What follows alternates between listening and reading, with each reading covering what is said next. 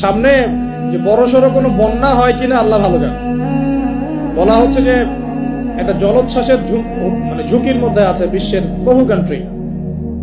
বহু কান্ট্রি জলোচ্ছ্বাস, বড় একটা জলোচ্ছ্বাসের হুমকির মধ্যে আছে। 20 ফুট থেকে 25 ফুট পানি উঠে যাবে, উঠে উপকূলবর্তী অঞ্চলগুলো ডুবিয়ে দিবে। এটা এখন গবেষকরাই বলছেন, বিজ্ঞানীরা। আর আমরা তো আগেই বলেছি, যখন একটা জনপদের মধ্যে শিরকের পাপ বেশি হয়, কোন পাপ? শিরকের পাপ। শিরক শুধুমাত্র ওই মূর্তি পূজা করাই শিরক নয়, আপনাদেরকে জানাই দিতে চাই, কবর পূজা করাও শিরক। কথা কি বুঝতে পারছেন? আমার কথা কিভাবে নিবেন জানি না, কিন্তু আমাকে তো বলতে হবে। শুধু মূর্তি পূজা করাই শিরক না, কবরে সেজদা করাও শিরক।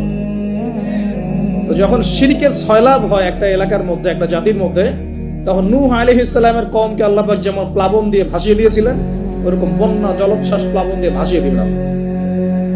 কারণ নোংরামি ধুইতে হলে অনেক পবিত্র পানির দরকার। শিরক হচ্ছে সবচেয়ে নোংরা জিনিস। আল্লাহর জমিনের সবচেয়ে নোংরা জিনিস কি?